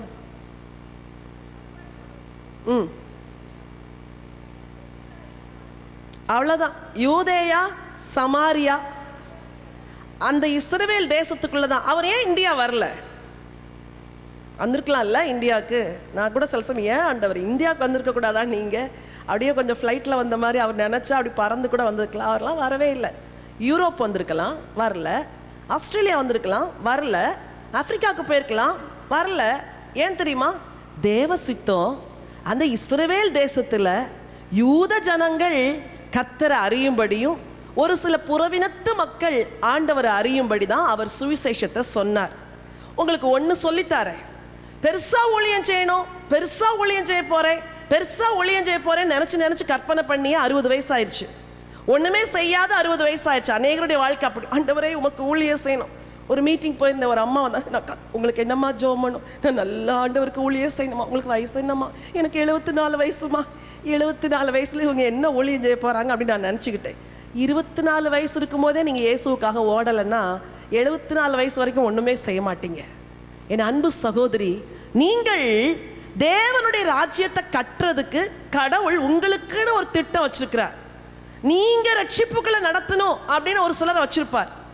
ஒரு நாள் திடீர்னு எனக்கு வாட்ஸ்அப்பில் ஒரு மெசேஜ் வந்துச்சு. ஒரு சகோதரன் எழுதியிருந்தார், ஐ எம் சோ நான் ஒரு டாக்டராக இருக்கிறேன், ஒரு மெடிக்கல் காலேஜில் ஹெச்ஓடியாக இருக்கிறேன். ஏன்னா உங்களுக்கு தெரியாது, ஆனால் என்னை உங்களுக்கு அறிமுகப்படுத்துகிறேன். நீங்கள் எனக்கு சண்டே ஸ்கூல் எடுத்தீங்க, நீங்கள் தான் என்னை ரட்சிப்புக்குள்ளே நடத்துனீங்க, நீங்கள் தான் என்னை அபிஷேகத்துக்குள்ளே நடத்துனீங்க. நான் இன்றைக்கி ஒரு மருத்துவக் கல்லூரியில் ஒரு டிபார்ட்மெண்ட்டில் ஹெச்ஓடியாக இருக்கிறேன். நான் கர்த்தருக்கு ஊழியமும் செய்கிறேன். எனக்கு அப்படியே ஆச்சரியமாயிட்டு. அவர் யாருன்னு எனக்கு ஞாபகம் கூட வரல. ஆனால் என்னைக்கோ ஒரு நாள் விதைச்ச விதை இன்னைக்கு அவர் ஒரு ஊழியராக இருக்கிறார். உங்களுக்கு நான் சொல்கிறேன், வாழ்க்கையில் தேவன் தருகிற ஒவ்வொரு தருணத்தையும் பயன்படுத்துங்க. ஹல்லேலூயா. பெருசாக கற்பனை பண்ணி ஒன்றுமே செய்யாமல் இருக்கிறத விட அன்றன்று கிடைக்கிற வாய்ப்புகளை ஆண்டவருக்காய் பயன்படுத்த வேணும். ஒரு ஆட்டோவில் போகிறீங்கன்னா அந்த ஆட்டோ டிரைவருக்கு கட்டாயம் ஆண்டவரை பற்றி என்ன செய்யணும்? சொல்லணும். பயணிக்கிறீங்க, பஸ்ஸில் போகிறீங்க, வாய்ப்புகள் நம்மை சுற்றி இருக்குது. பக்கத்து வீட்டில் உள்ளவங்களுக்கு காஸ்பலே சொல்ல முடியாது. ஆனால் அவங்க வீட்டில் ஒரு சிக்னஸ் வந்துட்டால் பைபிளை தூக்கிட்டு போகணும். அவங்க வீட்டுக்கு போய், சிஸ்டர் உங்களுக்காக நான் ஜோம் பண்ணலான்னு நினைக்கிறேன், கவலைப்படாதீங்க, பாப்பா நல்லா சரியாயிருவா அப்படின்னு ஒரு பைபிள் வாசித்து ஒரு சின்ன ஒரு பாட்டில் ஒரே ஒரு சரணத்தை, அதுக்காக 1 மணி நேரம்லாம் ஜோம் பண்ணக்கூடாது, ஒரு சரணத்தை வாசித்து கண்ணீரோட பாரத்தோட ஜோம் பண்ணிட்டு வரணும். மறுநாள் கேட்கணும், பிள்ளை எப்படி இருக்கிறா? கவலைப்படாதீங்க, ஜோம் பண்ணுறேன். வாய்ப்பு கிடைச்சா அப்போ போய் ஒரு ஜெபம். இப்படி சின்ன சின்ன தருணங்களில் போய் ஒரு சிலரை இயேசுக்குள்ள நடத்தினவர்கள் ஏராளம். ஹல்லேலூயா. நம்மளை சுற்றி வாய்ப்பு நிறையா இருக்குது தேவ ராஜ்யத்தை கட்டுறதுக்கு. வேதத்தில் சாதாரண பெண்கள் கூட தேவ ராஜ்யத்தை கட்டினாங்களாம். லூக்கா எழுதின சுவிசேஷம் 8ஆம் அதிகாரம் முதல் 3 வசனங்களை கொஞ்சம் வாசிங்க. பின்பு அவர் பட்டணங்கள் தோறும் கிராமங்கள் தோறும் பிரயாணம் பண்ணி தேவனுடைய ராஜ்யத்திற்குரிய நற்செய்தியை கூறி பிரசங்கித்து வந்தார். ஓகே. 12 அவருடனே கூட இருந்தார்கள். 12 பேர் யாரு? சீஷர்கள். சரி. அவர் பொல்லாத ஆவிகளையும் வியாதிகளையும் நீக்கி குணமாக்கின சில ஸ்திரீகளும் 7 பிசாசுகள் நீங்கின மகதலேனாள் என்னப்பட்ட மரியாளும் ஏரோதின் காரியக்காரனான கூசாவின் மனைவியாகிய யோவன்னாளும் சூசன்னாளும் தங்கள் ஆஸ்திகளால் அவருக்கு ஊழியம் செய்து கொண்டு வந்த மற்ற அநேகம் ஸ்திரீகளும் அவருடனே இருந்தார்கள். நல்லா கவனிங்க. இஸ்ரவேல் தேசத்தில் பெண்கள் அவ்வளோ ஃப்ரீயாக வெளியெல்லாம் வர முடியாது. ஆனால் நீங்கள் இருக்கிற தேசத்தில் ஃபுல் ஃப்ரீடம், எங்கனாலும் போகலாம், எங்கனாலும் வரலாம். அப்படிப்பட்ட காலத்திலேயே சூசன்னாள், யோவன்னாள் என்ற கனம் பொருந்திய ஸ்திரீகள் இயேசுக்கு பின்னாடி வந்தாங்களாம். ஒரே ஒரு ரகசியத்தை சொல்லித்தாரு. ஆண்டவருக்காக பயன்படணும்னா ஒரு ஸ்டெப்பு சமுதாயத்தின் கட்டுப்பாடுகளை விட்டு நீங்கள் வெளியே வரலன்னா இயேசுவுக்கு நீங்கள் ஊழியம் செய்யவே முடியாது. பாவம் செய்கிற காலத்தில் ஒருத்தருக்கும் தெரியாமல் ஒளிஞ்சு எவ்வளோ பாவம் செஞ்ச ஒரு உலகம் இயேசுவுக்கு வரணும்னா மாத்திரம் எங்கள் வீட்டில் விட மாட்டாங்க, அது அனுமதிக்க மாட்டார், இது சொல்லுவார், அது நோ. இன்னைக்கு கர்த்தர் உங்கள் ஒவ்வொருத்தரையும் பார்த்து சொல்கிறாரு, உனக்கு கிடைக்கிற ஒவ்வொரு வாய்ப்பையும் என் ராஜ்யத்துக்காக பயன்படுத்து. ஒவ்வொரு தருணத்தையும் நீங்கள் ஆண்டவருக்காக பயன்படுத்தணும். இன்னைக்கு வரைக்கும் ஒரு வேளை முந்திலாம் அடிக்கடி ஆட்டோவில் போவோம், இப்போ வாய்ப்புகள் கம்மியாக இருந்தால் கூட போகிற தருணத்தை எப்படியாவது இயேசுவை சொல்ல பயன்படுத்திடுவேன். ஏன்? அந்த ஒரு ஆத்மா குறித்து ஆண்டவர் யார்கிட்ட கணக்கு கேட்பார்? உங்கள்கிட்ட தான் கேட்பார், நம்மள்கிட்ட தான் கேட்பார். யாத்திராகம புஸ்தகத்தில் 35ஆம் அதிகாரம் 4-5 வாசிங்க. பின்னும் மோசே இஸ்ரவேல் புத்திரராகிய சபையார் எல்லாரையும் நோக்கி, உங்களுக்கு உண்டானதிலே கர்த்தருக்கு ஒரு காணிக்கையை கொண்டு வந்து செலுத்துங்கள். மனமுள்ளவன் எவனோ அவன் அதை கொண்டு வரட்டும். கர்த்தருக்கு செலுத்தும் காணிக்கை என்னவென்றால், மோசே சொல்றாரு, ஒரு ஜெனரல் அனௌன்ஸ்மெண்ட் வருது. என்ன செய்யறாங்க? ஆசரிப்பு கூடார வேலையை செய்யணும். நீங்க யாருனாலும் மனமுள்ளவங்க வந்து காணிக்கை கொண்டு வரணும். வழக்கமா யார் வருவாங்க தெரியுமா? ஆண்கள் தான் வருவாங்க. இங்க பாருங்க, அந்த நாட்கள்லயே பெண்கள் எவ்வளவு உற்சாகமா இருந்திருக்கிறாங்க. 22வது வசனம் வாசிங்க. மனப்பூர்வமுள்ள ஸ்திரீ புருஷர் யாவரும். மனப்பூர்வமுள்ள ஸ்திரீகள். என்ன ஸ்திரீகள்? ஊழியம் செய்யறதுக்கு தாகம் வேணும், திறமை இருக்கணும்னு அவசியம் கிடையாது, வரங்கள் இருக்கணும்னு அவசியம் கிடையாது. மனப்பூர்வம் மனப்பூர்வமுள்ள ஒரு ஸ்திரீ, ஒரு வாலிப மகள். அவளை இள வயதிலே எனக்கு தெரியும். ஒரு போதகரின் மகள். நல்லா கடவுளுக்கு உற்சாகமாக செய்ய ஆரம்பித்தாங்க. ஒரு வாலிபர்களுக்கு மத்தியில் ஒரு ஊழியத்தை ஆரம்பித்தாங்க. சென்னையில் சின்னதாக தான் ஆரம்பித்தாங்க. இன்னைக்கு வேர்ல்டில் பல கண்ட்ரீஸில் அவளுடைய மினிஸ்ட்ரி நடக்குது. கேட்டு எனக்கு ரொம்ப ஆச்சரியம். எப்படி ஒரு வாலிப பெண்ணுக்கு இன்டர்நேஷ்னல் மினிஸ்ட்ரியா? ஒவ்வொரு தேசத்துலேயும் அவங்களுக்கு பிரான்ச் இருக்குது. அவளுடைய ஊழியத்தில் ஃபுல் டைம் ஒர்க்கர்ஸ் இருக்கிறாங்க. கேர்ள்ஸ் என்ஜினியரிங் முடிச்சுட்டு வந்து மினிஸ்ட்ரியில் ஃபுல் டைமாக ஜாயின் பண்ணுறாங்க. ஆச்சரியப்பட்டு போனேன். தேவையானது என்ன தெரியுமா? மனப்பூர்வமுள்ள மனசு. ஆண்டவரே, இந்த வருஷத்தில் ஒரு கூட்டத்தையாவது நான் என்ன செய்யணும்? கொண்டு வரணும் ஆண்டவரே. சர்ச்சில் கொஞ்சம் வலது பக்கம் இடது பக்கம் திரும்பி பாருங்க, எவ்வளோ இடம் இருக்குது. இந்த இடம்லாம் எப்படி தான் இருக்குது? எம்டியாக இருக்குது. என் வீடு நிறையும்படி ஆட்களை கொண்டு வாருங்கள்னு அன்னைக்கு கட்டளை கொடுத்தாருல, இன்னைக்கு நமக்கும் அதான் கொடுத்துருக்கிறார். மனப்பூர்வமுள்ள ஸ்திரீகள். 26 வாசிங்க. எந்த ஸ்திரீகளுடைய இருதயம் ஞான எழுப்புதல் அடைந்தது. அடுத்த என்ன வந்துச்சா? ஜெபம் பண்ணும்போது இப்படி கேட்கணும், ஆண்டவரே என் இருதயத்தில் என்ன வரட்டும்? ஞான எழுப்புதல் வரட்டும் ஆண்டவரே. தேசத்தில் எழுப்புதல் ரெண்டாவது, முதல்ல எழுப்புதல் எங்கே வரணும்? நமக்கே எழுப்புதல் வேணும். நம்மளே சோர்ந்து போய் கிடக்கிறோம், அதே பிரச்சனையை நினச்சிட்டு இருக்கிறோம். இன்னைக்கு எனக்கு ஒரு ஞான எழுப்புதல் எனக்கு தாங்க ஆண்டவரே. வாசிங்க 29.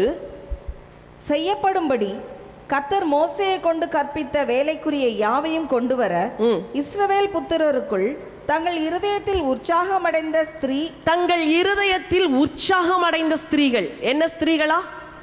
அப்படி ஒரு உற்சாகம் வரணும் ஆண்டுடைய ஊழியன்னா. மனப்பூர்வமுள்ள ஸ்திரீகள், ஞான இருதயமுள்ள ஸ்திரீகள், எழுப்புதல் அடைந்த ஸ்திரீகள், உற்சாகமுள்ள ஸ்திரீகள். எங்கள் ஊழியத்தில் கூட சில அர்ப்பணித்த பெண்கள் இருக்கிறாங்க. ராத்திரி 12 மணிக்கு நீ வரியா மினிஸ்ட்ரிக்குன்னா கூட வருவாங்க. இல்லை இன்னைக்கு இவ்வளோ வேலை இருக்குது, நீ 9 மணிக்கு தான் வீட்டுக்கு. ஓகே அக்கா, பரவாயில்ல அக்கா, அப்படி சொல்கிறவங்க இருக்கிறாங்க.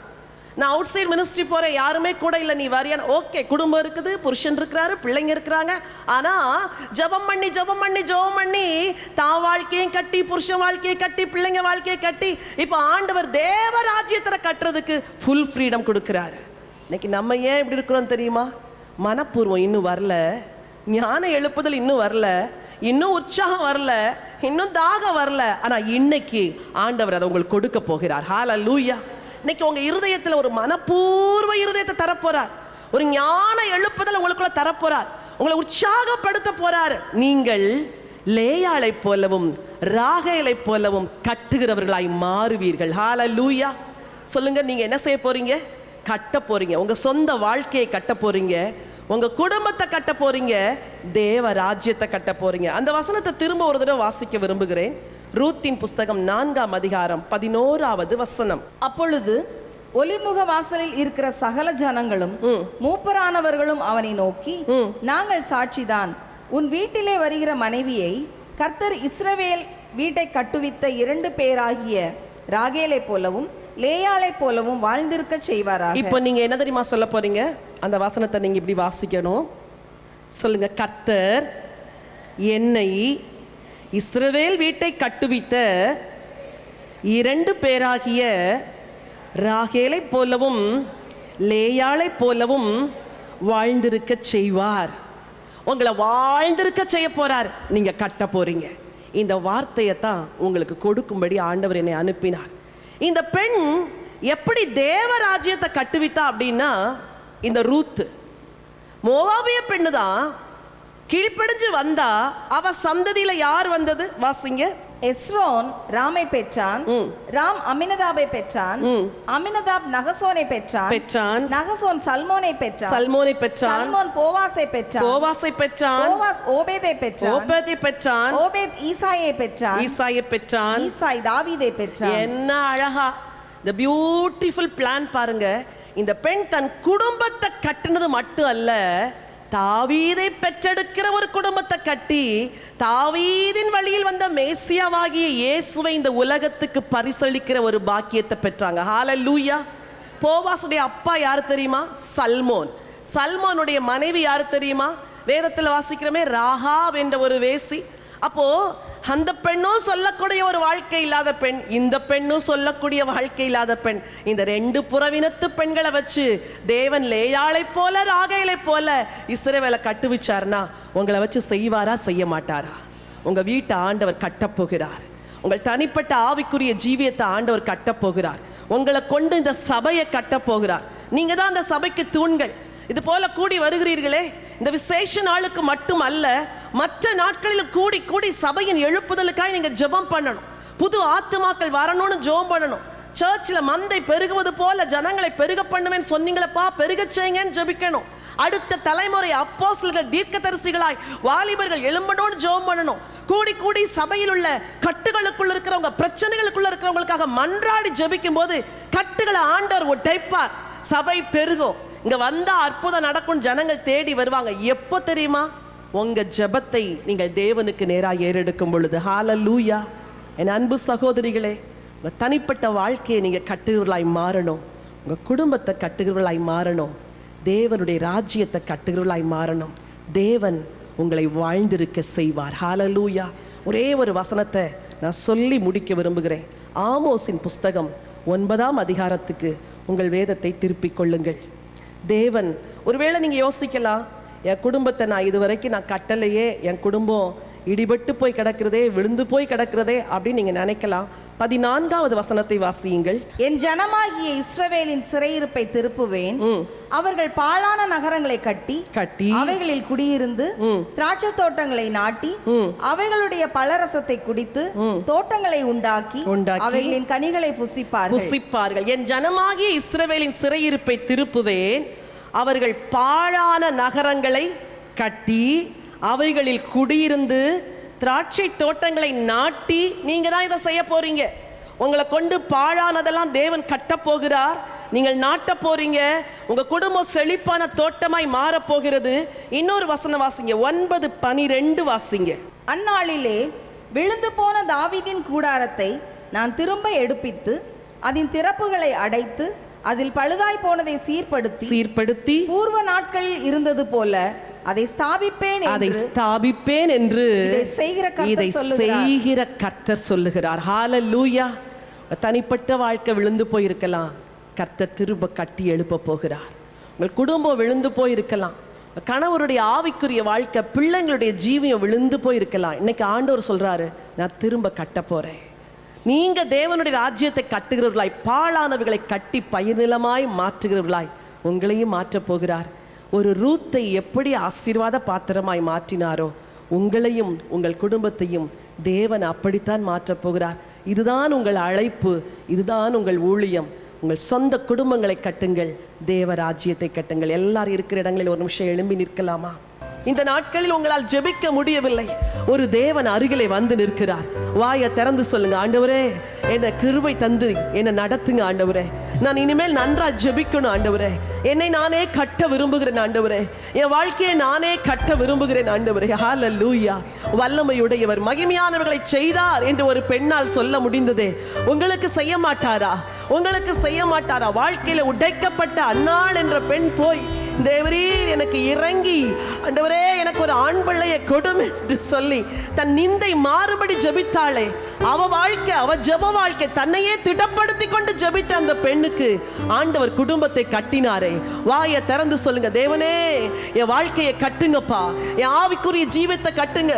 நான் மிகவும் சோர்ந்து போயிருக்கிறேன், நான் தளர்ந்து போயிருக்கிறேன். இந்த ராத்திரி வேளையில தேவன் இறங்கி வந்து உங்க வாழ்க்கையை கட்ட போகிறார். ஹல்லேலூயா, ஹல்லேலூயா. வாயை திறந்து ஆண்டவருக்கு நன்றி சொல்லுங்க. என்ன பாரத்தோடு இந்த மாலை வேளையில வந்தீங்க? தேவன் உங்களை திருப்திப்படுத்தி அனுப்புகிற தேவன். வலது கரத்தை ஆண்டவருக்கு நேரம் உயர்த்துங்க. ஆண்டவரே நான் இந்த தேவையோடு வந்த ஆண்டவரே, நான் கண்ணீரோடு வந்திருக்கிற ஆண்டவரே, பல மாதங்களாய் இந்த ஜெபத்திற்கு பதில் இல்லாமல் வந்திருக்கிற ஆண்டவரே. அப்பா, உங்க பிள்ளைகளுடைய உயர்த்தப்பட்ட கரங்களை பாருங்க ஆண்டவரே. இவர்களுடைய ஜெபங்களுக்கு ஆண்டவர் பதில் கொடுக்கும்படியாய் ஜெபிக்கிறேன். இந்த மாலை வேளையிலே பதில் வருவதாக, இவர்களுடைய வீடு கட்டப்படுவதாக, இவருடைய வாழ்க்கை கட்டப்படுவதாக, இவர்கள் பிள்ளைகள் வாழ்ந்திருப்பார்களாக. ரட்சிக்கப்படாத கணவன்மார் ஒரு மனோவாய் போல உம்மை தேடுகிறவர்களாய் மாறுவார்களாக. பிள்ளைகள் தீமோத்தேயுக்களைப் போல மாறுவார்களாக. குடும்பத்தின் தரித்திரம் மாறட்டும். எல்லா சத்துருடைய கட்டுகளை உடைக்கிறேன். பிசாசின் கண்ணிகளை நொறுக்கி போடுகிறேன் இயேசுவின் நாமத்தினாலே. எழும்ப முடியாதபடி இருக்கிற எல்லா கட்டுகளும் இந்த மாலை வேளையில உடைந்ததற்காய் நன்றி. வியாதியின் கூறுகள் எல்லாம் இயேசுவின் நாமத்தில நிர்மூலமாவதாக. கர்த்தர் உன்னை விடுதலையோடு அனுப்புகிறார் மகளே. கர்த்தர் உன்னை ஆசீர்வாதத்தோடு கூட அனுப்புகிறார். நீ போ, சுகமாய் வாழ்ந்திரு. உன் தேவன் உன்னோடு கூட இருப்பார். உன் குடும்பத்தை கட்டுவார், உன் வாழ்க்கையை கட்டுவார். விழுந்து போன உன் கூடாரம் திரும்ப எழும்பும். ஹல்லேலூயா. ஆனந்த துதி ஒலி கேட்கும், ஆடல் பாடல் சத்தமும் தோனிக்கும். ஆகாய விண்மீனாய் அவர் ஜனம் பெருகும், ஆண்டவர் வாக்கு பலிக்கும். ஆகாய விண்மீனாய் அவர் ஜனம் பெருகும், ஆண்டவர் வாக்கு பலிக்கும். ஆனந்த துதி ஒலி கேட்கும், ஆடல் பாடல் சத்தமும் தோனிக்கும். ஆகாய விண்மீனாய் அவர் ஜனம் பெருகும், ஆண்டவர் வாக்கு பலிக்கும். ஆகாய விண்மீனாய் அவர் ஜனம் பெருகும், ஆண்டவர் வாக்கு பலிக்கும். எல்லாரும் கரங்களை தட்டி ஆண்டவருக்கு நன்றி சொல்லலாமா? உங்கள் கூடாரங்களில் வரும் நாட்களில் ஆனந்த சத்தம் உண்டாகும், மணவாளனின் சத்தம் உண்டாகும், மணவாட்டியின் சத்தம் உண்டாகும், களிப்பின் சத்தம் உண்டாகும், பிள்ளையின் சத்தம் உண்டாகும், துதியின் சத்தம் உண்டாகும். உங்க குடும்பம் ஒரு சந்தோஷ குடும்பமாய், சமாதான கூடாரமாய் கட்டி எழுப்பப்படும். பிதாவே, உமக்கு நாங்கள் நன்றி செலுத்துகிறோம் ஐயா. உங்க பிள்ளைகளை குறித்த உங்க நோக்கத்தை, திட்டத்தை இந்த ராத்திரி வேளையில வெளிப்படுத்தினதற்காய் ஸ்தோத்திரம். இந்த கடைசி காலங்களிலே சத்துருவாகிய பிசாசு ஒவ்வொரு குடும்பத்தையும் சூறையாடுவதற்கு திட்டமிடுகிற நாட்களிலே திறப்பில நின்று குடும்பத்தை கட்டுகிறவர்களாய், காப்பாற்றுகிறவர்களாய் எங்கள் சகோதரிகளை நீர் மாற்றி இருக்கிறதற்காய் எமக்கு நன்றி. எங்கள் பிள்ளைகளில் ஒன்றையும் நாங்கள் இழப்பதில்லை, எங்கள் குடும்பங்களில் ஒருவரையும் நாங்கள் இழப்பதில்லை இயேசுவே. எல்லாரும் உமக்குள் எழும்ப போகிறதற்காய் ஸ்தோத்திரம். எங்கள் பிள்ளைங்களை ஆசீர்வதிங்க, நன்மைகளாலும் கிருபைகளாலும் நிரப்பி சந்தோஷமாய் அனுப்பும்படியாய் நாங்கள் ஜெபிக்கிறோம். விசேஷமாய் இந்த வார்த்தையை தொலைக்காட்சியின் மூலமாய் கேட்கிறவர்களுக்காயும் ஜெபம் செய்கிறேன் ஆண்டவரே. யார் யாருடைய குடும்பம் எல்லாம் இடிக்கப்பட்டு கிடக்கிறதோ அவருடைய குடும்பங்கள் எல்லாம் இந்த வேளையில கட்டப்படுவதாக. கண்ணீரை துடைத்து அந்த குடும்பங்களுக்கு ஒரு ஆசீர்வாதத்தை தருவீராக. தேவன் அப்படி செய்கிறதற்காய் கோடி ஸ்தோத்திரம். அன்பு போதகருக்காய், அவருடைய மகளுக்காய், மருமகனுக்காய், பிள்ளைகளுக்காய் ஜெபிக்கிறோம். தீர்க்காயுசை கொடுங்க. சபை இன்னும் வளரட்டும், பெருகட்டும். மந்தை பெருகுவது போல சபையை பெருக பண்ணுங்க ஆண்டவரே.